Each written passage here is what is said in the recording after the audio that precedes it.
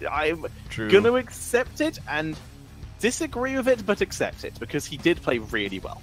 All right, and it looks like TheOne is going back to Cursed Hollow, the map that they were dismantled on before when they faced Beyond the Game earlier in the day. So they're trying to make up for it, and of course they cannot disappoint their Eldritch Boss Lords. There we go. That was hard to pronounce.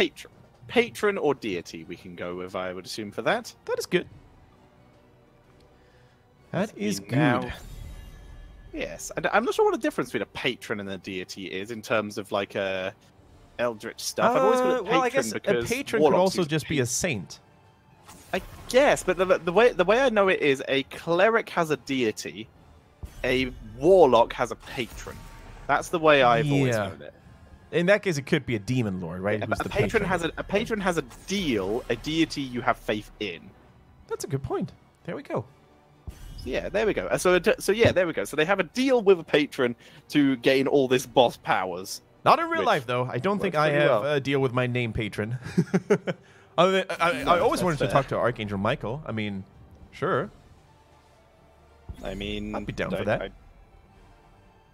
I don't know enough about religion to make a follow-up reference to that, but I am afraid. I assume I know my name means follower of Christ. That's it. Well done, Tetra. That should be enough to keep you away from hell. Yeah. It's that easy. Okay, we're going to move away before this conversation strays to the potentially bad side of this conversation line, as we see Hanzo coming in as first pick. Here comes the Phoenix as the response, and Malfurion, not Deckard Cain, to go with the Phoenix. So no Deckard Cain this time around to take care of Phoenix, as you mentioned. Deckard Cain actually still being available. Like, normally we see the trend here in China, of course, that one team either picks the Deckard, bans the Malfurion, or picks the Malfurion and bans the Deckard. But for now, the Deckard is probably going to go through. No, it's not even going to get picked up by the A-Team here up to this point. I would be very surprised if this was not a Deckard Cain ban now, right here. Yeah, they should. Deckard Cain's very solid. You've already mentioned just so many times today, for good reason, just how good the Emerald is versus Malfurion. So here is the Deckard Cain ban. Very sensible, very reasonable. It's so mean against Malfurion in particular because not only do you reduce the healing, but you also shorten the duration of regrowth, which is insane. So basically, after that Emerald is done, Malfurion is going to have to spread the regrowth onto every single member again because all of them expired, or at least it expired from the members that were hit by the Emerald, right? So that's pretty cool. Yeah. So now, TheOne, what do they have for us? They need a main tank, they need a solo laner. They can run Phoenix as their solo laner, but they don't need to. So we see a Garrosh returning once again, and Hugo is going to get that Malthael. All right, he seems to have found his liking in the War Chief, former War Chief of the Horde, I should say. And Hugo on Malthael, of course, is always a pleasure to watch. It's by far his most successful hero in terms of this ongoing season, I believe. Would have to double check my stats, but almost every hero that he plays up to this point tends to do very well. Now, this is most likely not going to be a bloodless composition because Hanzo doesn't overly benefit from it. Jaina, no, not really either. So it's going to be a standard Rhaegar with that ancestral healing. Yeah, but, I mean, Jaina does have an auto-attack talent. It's not very good. The Ice Fury one? Is that what it's called? It's not good. No. I was trying to think of how to dance around that. Decided to brute force my way ahead. As we see a Greymane to finish off the draft of TheOne. So they've got normal damage, they've got execution, double execution potentially, but I think it's probably going to end up being a cursed bullet into last right style. That could be the truth, and the way it works, if you combo it off really well, is you drop the cursed bullet first, so you basically knock down a big percentage of the target's health already. Then you're going to chip it down a little more, and then to finish it off, Malthael with that last rites is going to be able to execute it, ideally before the ancestral healing goes through. And even if it goes through, well, there is a couple of tools available for Malthael that he can do to basically ruin Rhaegar's life. And that one tool, that most prominent tool, is called Touch of Death. Oh, yes. We were talking about healing reduction with Deca Kane removed. Both Malfurion and actually Malthael, the double mouths, have the option for a healing reduction, roots, but yeah. Malthael's is more effective. Is it 100% for Malthael, or is it 75? You mean the healing reduction? Yes. The healing reduction of Touch of Death should be 50. 50. Either way, that's still good on a massively already reduced ancestral healing. Exactly. Like, as you guys know, with that recent balance update, Rhaegar was changed a little bit. His chain healing value was increased pretty significantly, whereas the ancestral healing was nerfed quite a bit. So, yeah, the one facing the A-Team in game number 2 here on Cursed Hollow. Are they going to walk away with a 2-0 victory, or are they suffering from the wrath of the A-Team? We're going to find out with TheOne on Hugo, and he's playing that Malthael. Muggle is playing the Phoenix, Meng on Greymane, Hehe on Garrosh, and ZJZ is playing the Malfurion. And on the right-hand side, looking for points, it is the A-Team with Jaina on Jaina, Olele on Hanzo, Bruiser on Dahaka, Stukov playing the Rhaegar, and Kaitu is on the Muradin. So, once again, as Tetra established, the Eldritch Pact with the bosses maintains active on Cursed Hollow for now. And for those of you who were just tuning in or didn't catch the action earlier, we had a pretty insane series between TheOne and Beyond the Game earlier. So if you haven't watched that one, save that one in your bookmarks and watch it after today's broadcast. You're not going to regret it. And of course, if not, check it out on the official YouTube channel for HGC. I don't know the link off by heart. I will find it before the end of today's show, It's though. Heroes Esports on YouTube. You should be able to find it quite easily. Let's see how easily. Heroes Esports. Yep, top result. Just search Heroes Esports on YouTube. Easy peasy, Kendrick with the quick search there. But those will be uploaded over time, so you're going to be able to find those games there. And if not, you can see the VODs off this channel on this channel. Hooray! Great success. Now then, so far, no first blood, neither team going for any kind of aggressive ganks, but immediately we are seeing the A-Team starting off on the mercenary camps, these siege giants. Anyone can do siege giants these days. The fact is, even an Abathur can solo a siege giant camp now, thanks to the fact that they now telegraph where they throw their rocks. Makes it very easy to dodge. In theory, a good team should take 0 damage from a siege camp. However, it's not always that easy. Clear speed can sometimes take priority over clear health sustain. Yeah, I was going to say, I mean, everyone in theory could do it. The question is, should everyone do it?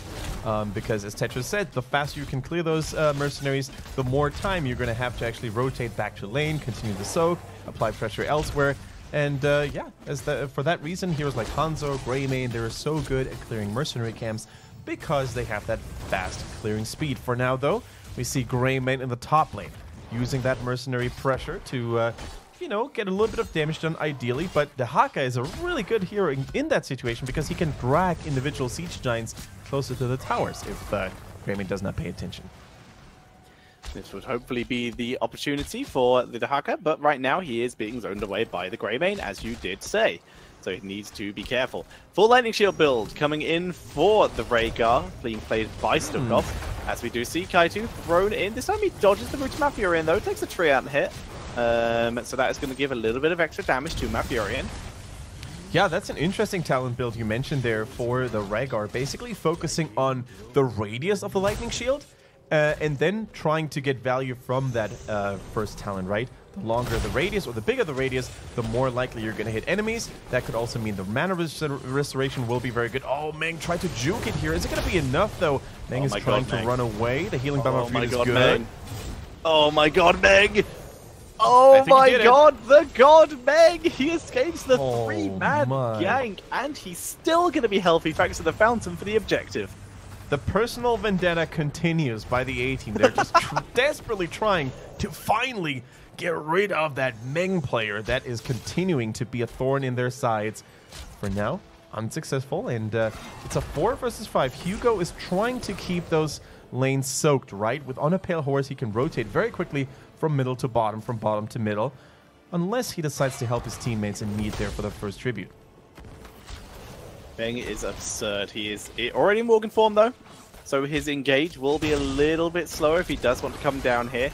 have to disengage in and then wouldn't have Dark Fight for another couple seconds. He takes some damage. Malthael arriving from below as well, being a great distraction, allowing He to back up here as Phoenix continues to ping in the damage from above. Arsenal Synergy is online. He's beginning to stack it up, forcing Bruiser to back away from the rest of his team.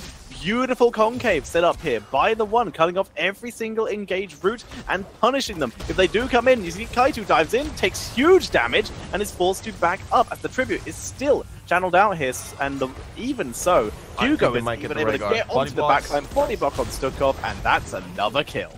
Beautiful. Absolutely beautiful. First kill. Yeah, that was actually first blood in the game. It took a little while. It took almost 5 minutes until the teams decided to give up on one of the heroes. But, you know, with a beautiful body block by Hugo, arriving in the nick of time to help his team with that tribute, they managed to secure early game dominance. But once again, man, Meng, he is continuing to be that Mengus in, you know, for the ranks of the A-Team. Not going to give you that one. I saw your reaction there on my webcam. For those of you who could not see, it was a scowl. Can you do it again? Yes. Here we go. There we go. As the next tribute is spawning. We suddenly turn into whispers. As the next tribute is spawning in the bot lane, everyone's on the way except for Rhaegar and Dahaka. Dahaka because he's global. Rhaegar, Greymane, because he is currently taking out the Siege Giant camp for his team to put some counter pressure onto that top lane that Dahaka is still pushing. That he is. For now, though, Meng, he did clear another Siege Giant camp, so that could potentially keep Dahaka occupied a little bit. If Dahaka burrows right now, that Siege Giant camp is definitely going to be enough to actually take down the fort. The Nature's Cure is there. The throw is real, and Muggle escapes to safety. Nice save by Hehe, saving Muggle there, but due to the low health, it's going to be very unlikely. Oh, I was about to say, very unlikely they can interrupt this, but surprise, on a pale horse, Malthael rides in to save the day as they march forward. Fountain and Malfurion have healed up Muggle as they move forward, looking to get the interrupt here. Neither team engaging. Dahaka going to use this opportunity to immediately start soaking lane. The Siege Giants have arrived top lane. They will counter push. Malthael killing off the counters because he's closer. Exactly, so the lane setup here is definitely favoring TheOne now. ZJZ needs to be careful. He tried to interrupt the channeling process on the Jaina once more. Jaina, by the way, playing Jaina here, funnily enough, just can't go through it. He just can't seem to get it. Hehe in trouble. Walks away. More trouble. Oh, God. Back up Lele over the wall, and that immediately makes this a 4v5 as they push forward. Muggle Arsenal Synergy, but stunned by the Storm Bolt. Is it enough? Jaina, the cocktail does nothing.